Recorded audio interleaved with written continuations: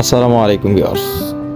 কৃমি যেটার সাথে আমাদের বসবাস থাকেই, পেটে কৃমি হওয়া, কৃমির কারণে ক্ষুধামন্দতা, পেটে ভারী ভারী ভাব, বিভিন্ন সময় বিভিন্ন ধরনের প্রতিক্রিয়া কিংবা ওষুধের কার্যকারিতা শরীরে কমে যাওয়া, এরকম আরও অনেক সমস্যা আমাদের পড়তে হয়।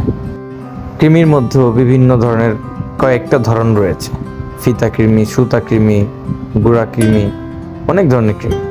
তো এক্ষেত্রে কোন ওষুধটা আপনারা খাবেন? তো প্রথমত নতুন অবস্থায় আপনাদের যদি কৃমি মনে হয় বা কৃমি শরীরে তৈরি হয়, তাহলে অ্যালবেন্ডিয়াসটা খাবেন, যেটা অ্যালবেন্ডাজল দিয়ে গঠিত। এই ট্যাবলেটটা শুরুর স্টেপে প্রথম দিন একটি চুষে খাবেন এবং তার 7 দিন পর আরেকটি চুষে খাবেন। এইভাবে এটার কোর্স হবে, যেটার প্রাইসই খুবই স্বল্প, 5 টাকা পিস। এবং সেকেন্ড স্টেপে যদি আসি, সুতা কৃমি কিংবা ফিতা কৃমি যেটাকে আমরা বলি, এটার ক্ষেত্রে সোলাস, যেটা মেভেন্ডাজল দিয়ে গঠিত।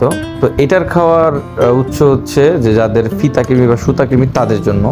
তো এটা খাওয়ার নিয়ম হচ্ছে প্রতিদিন সকাল এবং রাত্রে একটি করে চুষে খাবেন। এভাবে 3 দিন পরপর 3 দিন খাবেন। 3 দিন খেলে আপনাদের কৃমি ইনশাল্লাহ দূর হয়ে যাবে। তো যে কোনো প্রকার অ্যান্টিবায়োটিক কিংবা বড় কোনো ওষুধ খাওয়ার ক্ষেত্রে বা পূর্বে যদি আপনারা কৃমির ওষুধটা খেয়ে নেন বা কোর্সটা কমপ্লিট করে নেন, তো এক্ষেত্রে আপনাদের শরীরে মেডিসিনটা কার্যকারিতা খুব ভালো হবে এবং আপনারা মেডিসিনের পরিপূরক কার্যকারিতা পাবেন ইনশাল্লাহ।